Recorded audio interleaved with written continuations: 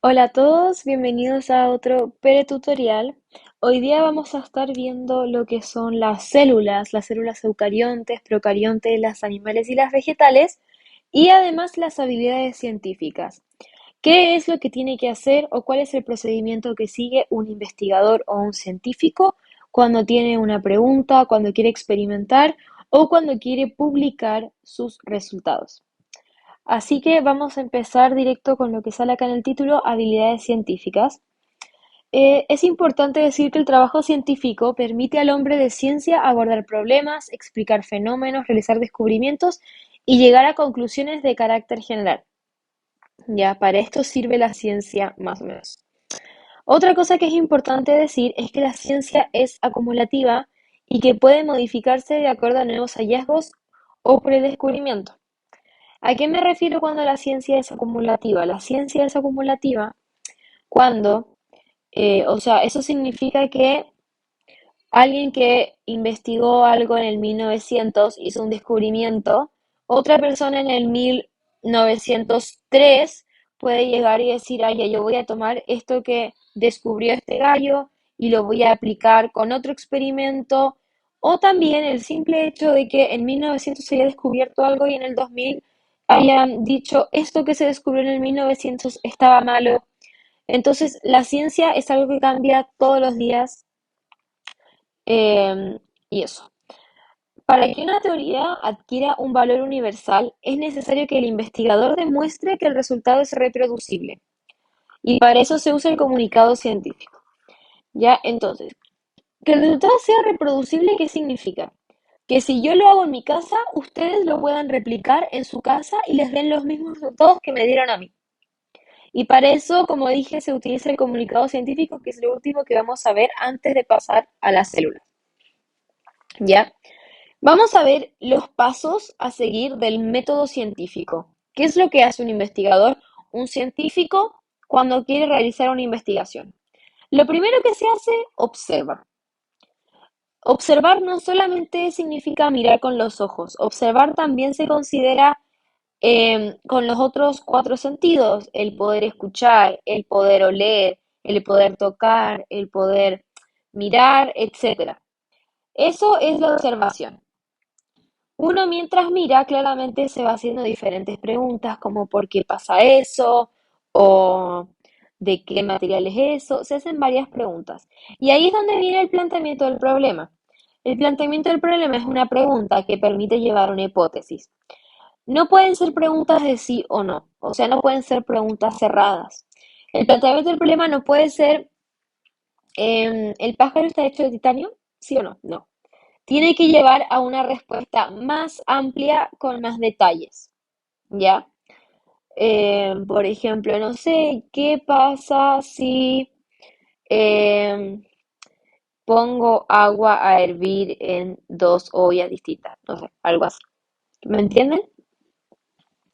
Luego de poder plantearte el problema, uno tiene que ir a lo siguiente, que sería la hipótesis, el generar una hipótesis. La hipótesis es la respuesta a mi problema, a mi pregunta. Es lo que yo creo que va a pasar cuando haga tal cosa. O sea, es algo que se hace en un principio donde pones lo que tú crees que va a pasar, una especie de suposición. Puede que esté bueno como puede que esté malo. Eso es la hipótesis. La hipótesis siempre tiene que tener el mayor detalle posible, explicando diferentes hechos y tiene que incluir las variables. Nosotros conocemos tres variables, la independiente, la dependiente y la constante. La variable independiente sería como la causa. ¿Por qué? Porque es lo que yo modifico. O sea, por ejemplo, estamos haciendo un experimento con las diferentes temperaturas del agua. ¿Cuál sería mi variable independiente? La temperatura. Es algo que yo cambio es lo que yo modifico, ¿ya? Y nunca puede haber más de una variable independiente. Siempre tiene que haber una sola variable independiente. Y después viene lo que es el efecto, que sería la variable dependiente. ¿Qué es lo que pasa cuando yo modifico tal cosa? ¿Qué es lo que pasa cuando yo modifico la temperatura de agua a 1 grado? ¿Me entienden? Ahí va. Y la constante es algo que no cambia y se mantiene igual.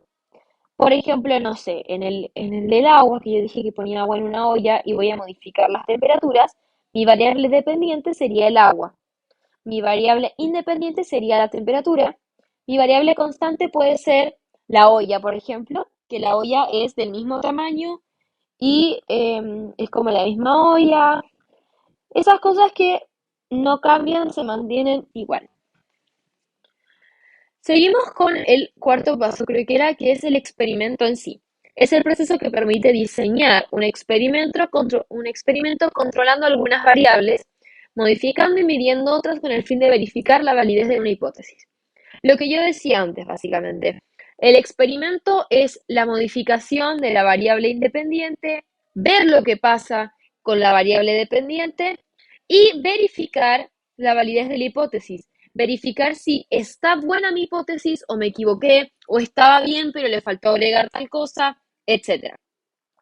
Una vez después del experimento, uno ya obtiene lo que son los resultados y esos resultados hay que analizarlos. La información obtenida a partir del experimento hay que organizarla en tablas o gráficos para así poder analizarla y comunicar los resultados. El proceso de análisis es la interpretación de los datos, o sea, el análisis es la interpretación de los resultados, ¿ya? Entonces, eso. Después llegamos a la conclusión, que es básicamente si mi hipótesis es correcta o incorrecta. En el caso de que mi hipótesis sea incorrecta, por lo general los investigadores vuelven a hacer todo este proceso de la misma forma, ven, acá lo puse, y vuelven a replantear la hipótesis con la respuesta correcta. Y después experimentan y analizan de nuevo para así poder llegar a la hipótesis correcta y y poder publicar los resultados. ¿Ya? Después seguimos con la publicación misma, que eso se hace solamente en el caso de que la hipótesis sea correcta, que, como les digo, el objetivo que a veces tienen los científicos es experimentar y que esté correcto y ellos puedan comunicar sus resultados. Entonces, la publicación es una recopilación de investigación especificando los pasos que fueron realizados para que la gente lo pueda replicar. Para publicar los resultados, el investigador realiza un comunicado científico. Ya, básicamente lo que habíamos dicho al principio.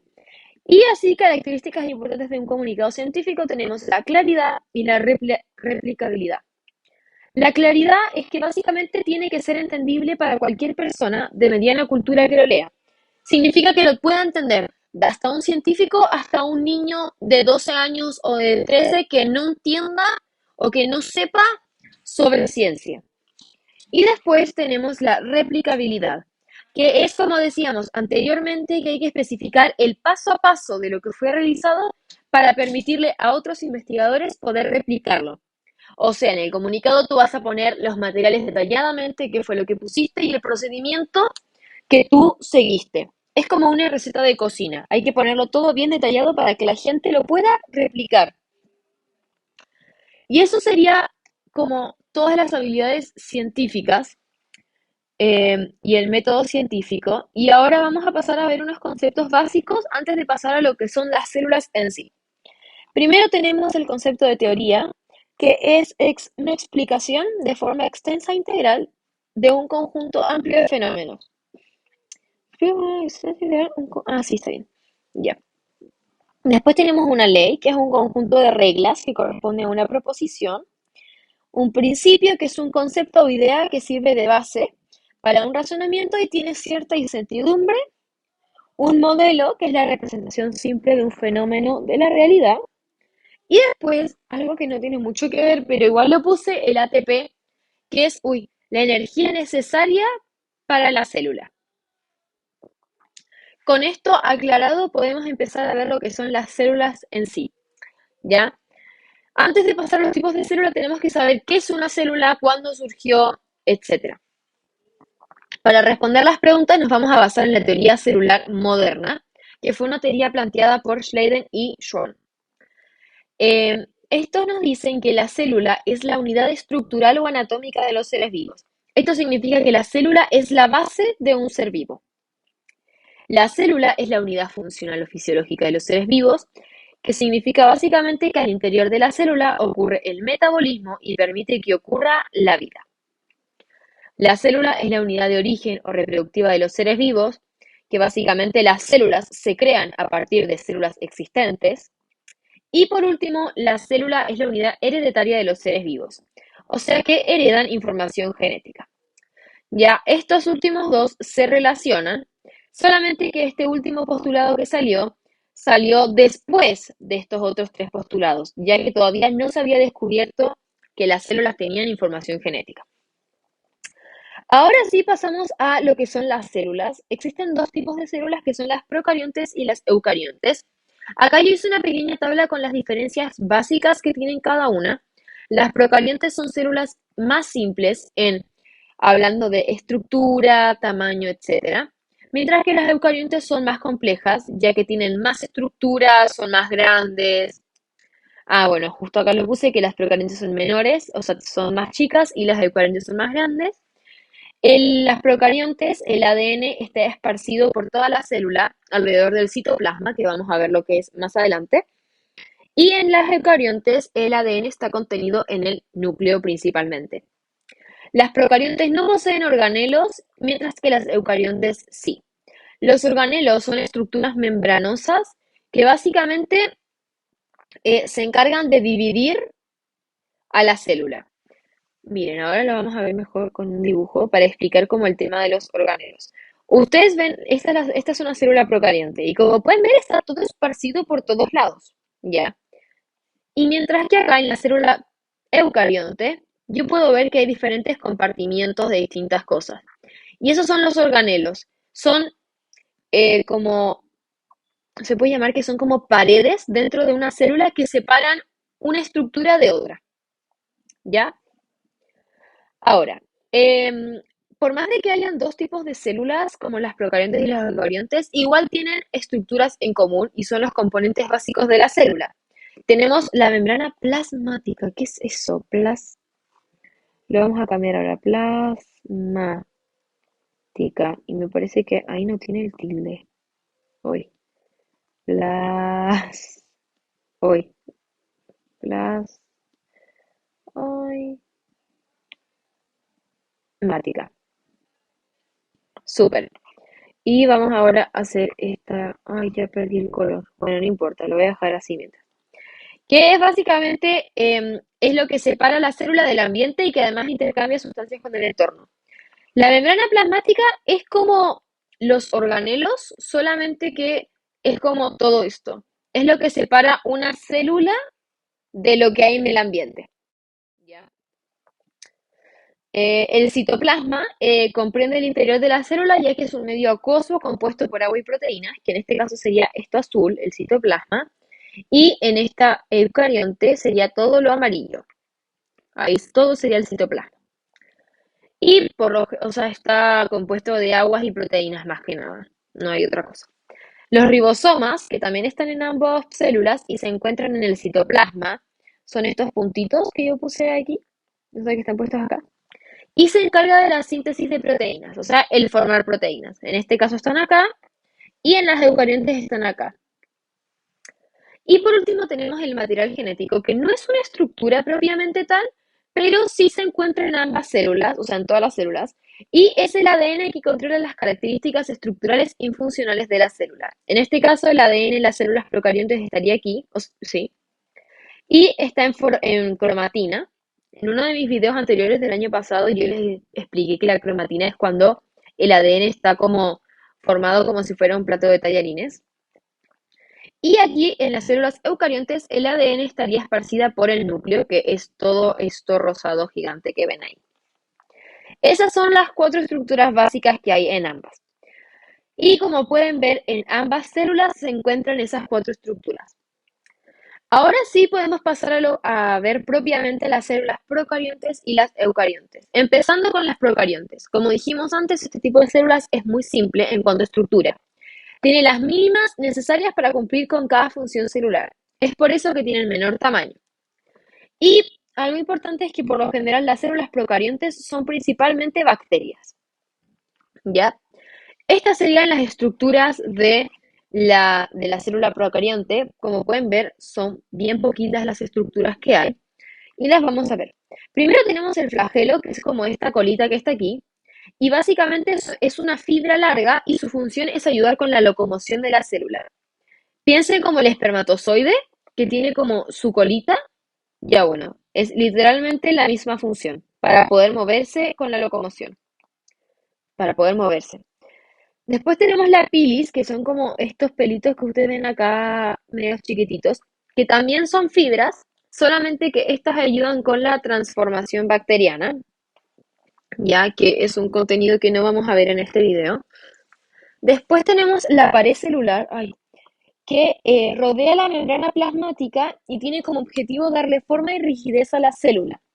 Tiene dos envolturas y en algunos casos puede tener una tercera envoltura llamada cápsula. Como pueden ver, la pared celular es como esto, que yo les muestro aquí, mientras que la membrana plasmática sería como esto rojo, que está como por aquí. ¿Ya? Las células eucariontes no tienen la pared celular, tienen otras cosas que les ayudan a tener forma y rigidez. Ya, pero básicamente la función de la pared es darle forma y rigidez a la célula. Después tenemos el nucleoide, que no está específicamente marcado en la célula de la imagen, pero es una zona del citoplasma donde se localiza el material genético, que en este caso sería esta, acá al medio sería el nucleoide, donde está mi material genético o el ADN. Y después tenemos la membrana plasmática, que es como dijimos antes, limita el contenido de la célula a un compartimento interno, que básicamente limita la célula con el ambiente, como dijimos antes. Eso es literalmente las células procariontes. Después pasamos a las eucariontes, que son de mayor tamaño comparado con las procariontes y además en cuanto a estructura son más complejas. En células eucariontes tenemos dos tipos. Tenemos la célula vegetal y la célula animal. Las células vegetales son principalmente plantas, mientras que las animales están en humanos y en animales. Claramente están en más lados, pero eso es lo general. Y eh, estos dos tipos tienen estructuras en común, como también tienen estructuras diferentes. Ya, yo aquí les puedo mostrar como estructuras que tienen en común. A ver, déjenme buscar una. La vacuola, por ejemplo, aquí está, esta es la vacuola de la célula animal y esta es la vacuola de la célula, em, perdón, esta es la vacuola de la célula vegetal y esta es del animal, me equivoqué. Ya, como también está el citoplasma, la membrana, la mitocondria, el núcleo, etcétera. Ya, ahora podemos pasar a lo que son las estructuras en detalle de la membrana de las células eucariontes. La membrana plasmática, como dijimos anteriormente, le da individualidad a la célula. Está formada por lípidos y proteínas, aportando un gran dinamismo estructural a la membrana. Su función principal es brindarle forma a la célula y como ya vimos, esta se encuentra en todas las células y su única diferencia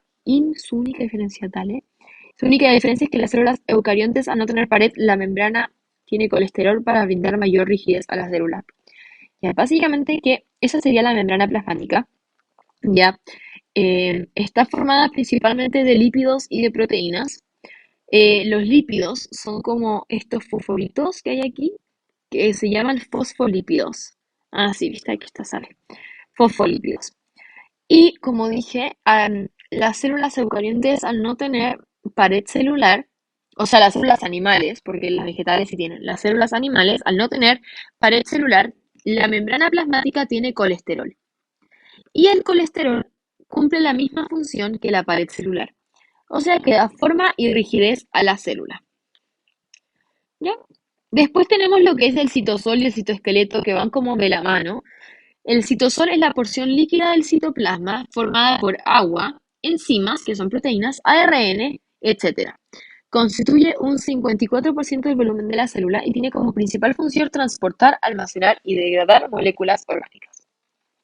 Después tenemos el citoesqueleto, que es una red de filamentos insertas en el citosol, dando determinación y conservación de la forma celular. Y se puede decir que el citoesqueleto son como los huesos del ser humano. Acá tenemos lo que es el citoesqueleto, ¿ya? El citosol, que es lo que vimos antes, que es como la parte líquida, sería todo lo blanco que hay de fondo en el citoesqueleto, ¿ya? Y dentro del citoesqueleto es donde se encuentran nuestras estructuras, los ribosomas, el retículo endoplasmático, las mitocondrias, los microtúbulos, etcétera.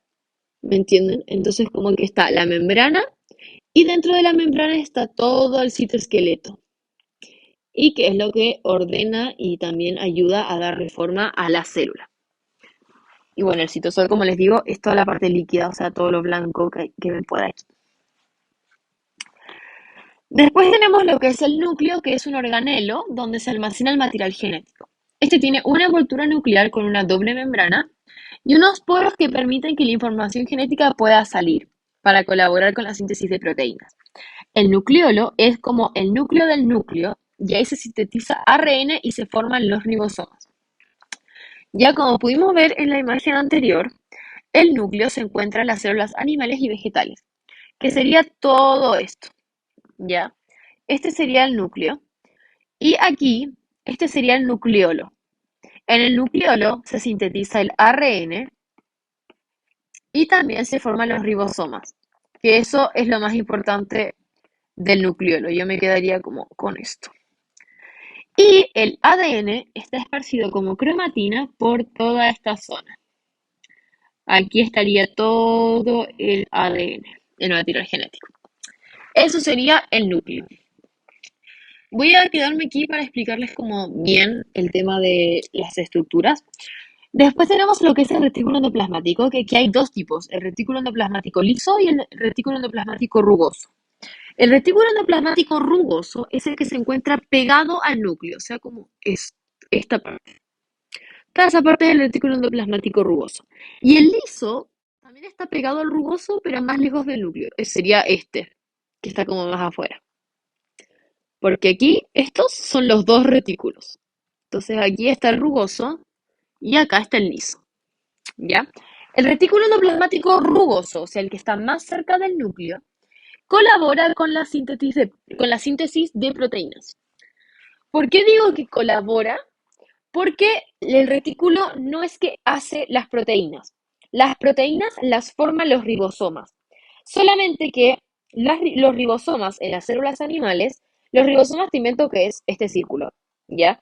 Y están partidos por la mitad, esparcidos por toda la célula.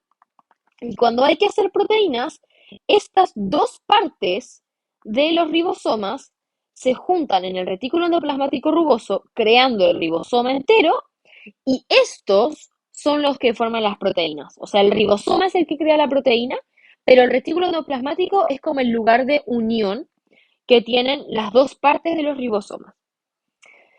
Mientras que el retículo endoplasmático liso, que sería este que está por aquí afuera, sí se encarga de lo que son la síntesis de lípidos. Y este sí los hace directamente el retículo endoplasmático liso, no necesita a otra cosa. Ya, eso sería los retículos endoplasmáticos.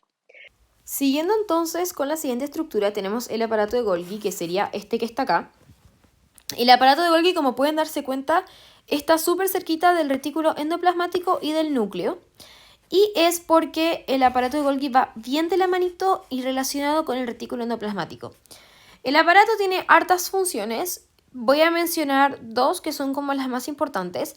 La primera es que se encarga de madurar o hacer que crezcan las proteínas y lípidos sintetizadas en los retículos endoplasmáticos. O sea, las proteínas y los lípidos creados en el retículo endoplasmático se van de aquí para acá, al aparato de Golgi. Y una vez que son maduradas, son crecidas, como le quieran llamar, las proteínas o los lípidos se van a las diferentes estructuras que necesitan lípidos o proteínas, ahí depende. Ahora, claramente las proteínas y los lípidos no es que saltan de aquí para acá mágicamente, sino que son transportadas por pequeñas vesículas que también son creadas por el aparato de Golgi, porque el aparato de Golgi produce vesículas.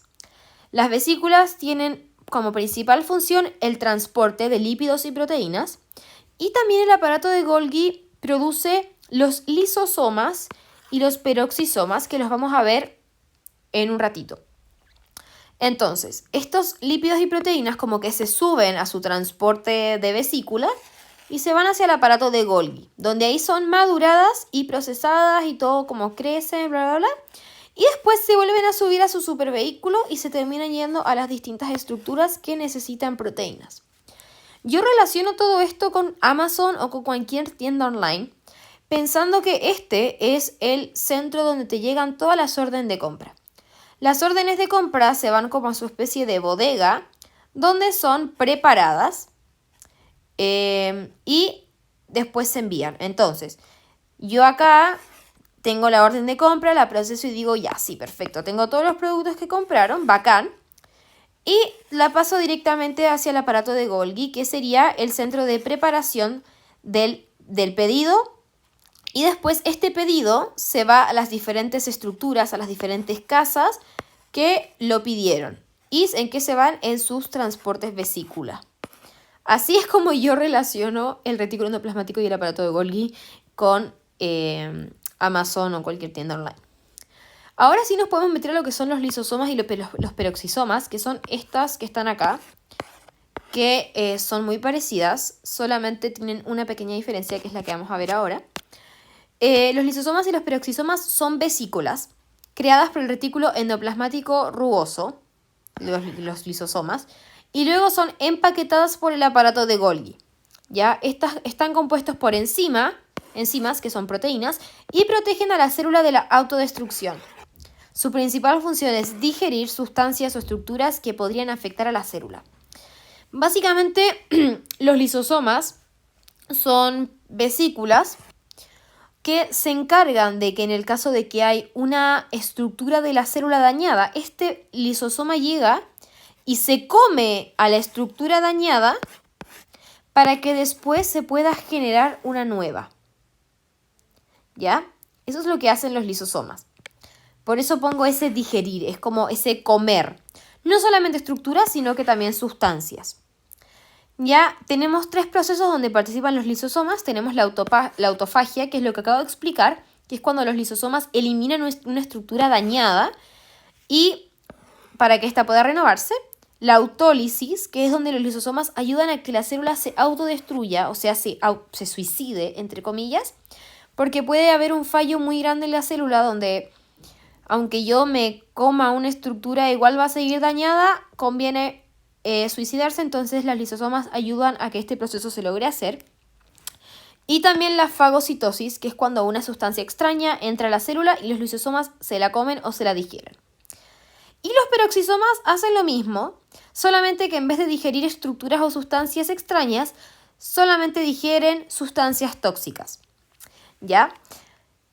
Por ejemplo, el agua oxigenada, que lo tiene toda célula, es tóxico para la célula.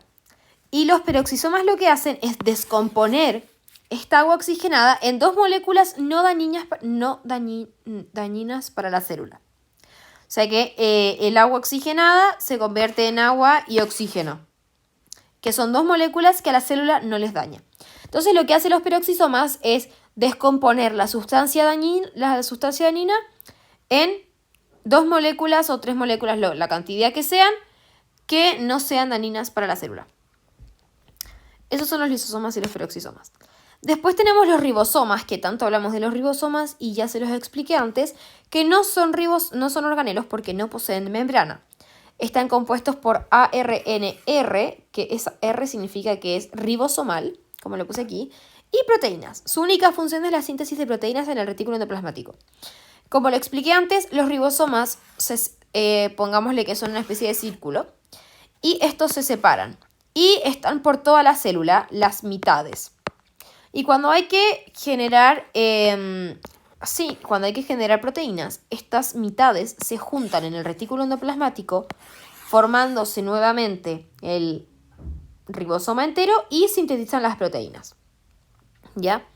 Y por último tenemos las mitocondrias, que son organelos de doble membrana, y en su interior se encuentran enzimas, que son proteínas, que regulan la respiración celular. Su función es generar ATP a través de la respiración celular. Contienen una pequeña cantidad de material genético y se desconoce el porqué.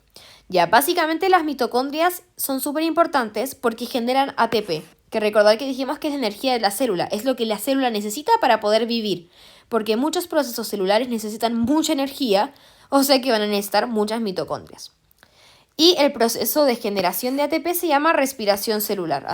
Al hacer respiración celular se genera ATP. Un como dato freak, entre comillas, de las mitocondrias es que estas contienen una pequeña cantidad de material genético, que hasta el día de hoy no se sabe por qué tienen este material genético o cómo llegó el material genético ahí.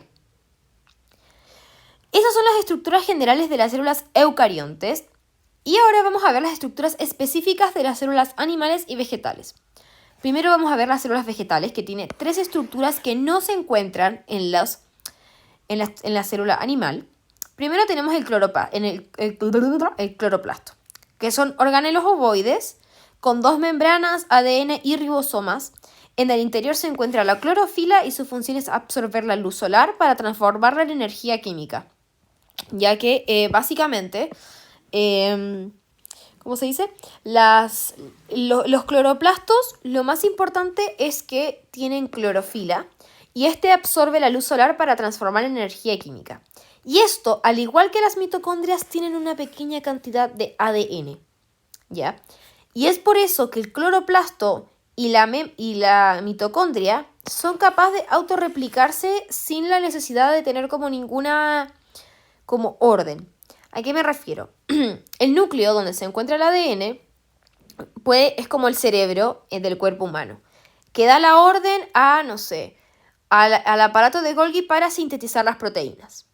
Les invento. El cloroplasto y las mitocondrias son autónomas, no necesitan la orden de ningún núcleo porque ambas contienen ADN. Entonces, estas, en el caso de que los cloroplastos se lleguen a dañar, no necesita esperar una orden del núcleo. Ellas van y se replican solas, ya que tienen el ADN para poder replicarse. Y lo mismo pasa con las mitocondrias, que al tener el ADN son capaces de autorreplicarse sin ninguna orden. Después tenemos la vacuola central, ya que se podría decir que es la bodega de la célula, donde principalmente se almacena agua y regula el ingreso de salida del agua. Si nosotros nos vamos acá a la foto, la vacuola es esto que está aquí, que como pueden ver ocupa mayor espacio de la célula. Acá es donde mayormente se almacena agua, no solamente agua, también tenemos como proteínas o cuestiones, nutrientes, pero mayormente agua. ¿Por qué? Porque hay plantas que a veces, o las dejas de regar o te fuiste de vacaciones y la planta para seguir viviendo tiene esta reserva de agua que va utilizando a medida que no se vaya regando. Y esa sería la vacuola. Y la última estructura que tiene una célula vegetal que no tiene la animal es la pared celular. Que recordar que la pared celular sí la tienen las células procariontes. Y también las tienen las vegetales, que como dijimos antes, es una estructura que se encarga de darle forma y rigidez a la célula. La protege de lo que son vientos, gravedades, etc. Ya.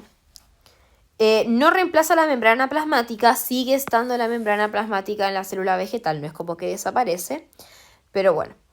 Y su principal componente es la celulosa, y la celulosa es con lo que se hace el papel. Ya, como que también va de dato freak. Además, sintetiza el uso mitótico para la mitosis, que recordad que la mitosis es la división celular. Y por último, las células animales tienen una estructura que las células vegetales no tienen, que son los centriolos, que son como una especie de pared celular, ya que éstas se encuentran en el citoesqueleto y se separan para crear el uso mitótico. En las células vegetales el uso mitótico se crea en la pared celular, que fue lo que acabo de decir. Entonces, como las células animales no tienen pared celular, tienen centriolos, que son las que se encargan de sintetizar el uso mitótico. Y recordar que las células animales, al no tener pared celular, el colesterol de la membrana plasmática les da rigidez y forma a la célula. Antes de pasar a la teoría endosimbiótica, eso sería todo lo que son las células las estructuras y sus tipos. Y ahora sí podemos pasar a la teoría endosimbiótica, que es lo último que vamos a ver hoy. Esta teoría endosimbiótica es una de las primeras teorías planteadas por una mujer llamada Lynn Margulis. Ella plantea que las células eucariontes son la evolución de algunas células procariontes. Las células procariontes fueron capaces, esto es lo que dice ella, dice que las células procariontes fueron capaces de absorber a otras procariontes, como que la célula procarionte se logró comer a otra célula procarionte, creando una célula procarionte más grande, más evolucionada, y que dieron origen a las mitocondrias. Y con esta teoría también uno explica el interior del ADN en las mitocondrias. Y luego esta célula procarionte desarrollada con mitocondrias que tenían ADN se come a otra célula procarionte y se forma la célula eucarionte con mitocondrias y cloroplastos con ADN en su interior. Ella lo que trata de explicar con esta teoría es cómo nace la célula eucarionte y explica el por qué las mitocondrias y los cloroplastos tienen información genética. ¿Ya? Y evidencias a favor de esta teoría son las características de las mitocondrias y los cloroplastos, ya que las mitocondrias y los cloroplastos parecen células procariontes en términos de forma, contienen su propio ADN y ribosomas, como la célula procarionte.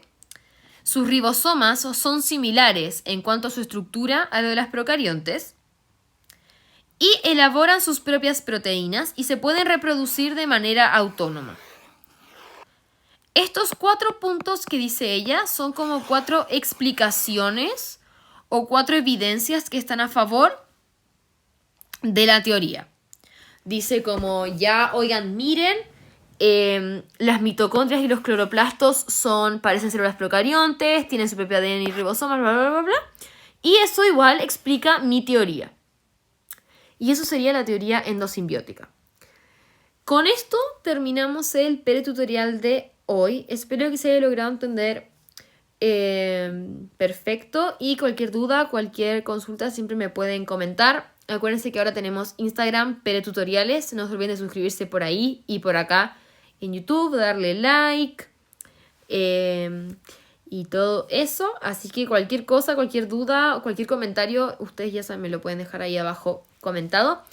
Y eso, nos vemos en un próximo pretutorial. Bye.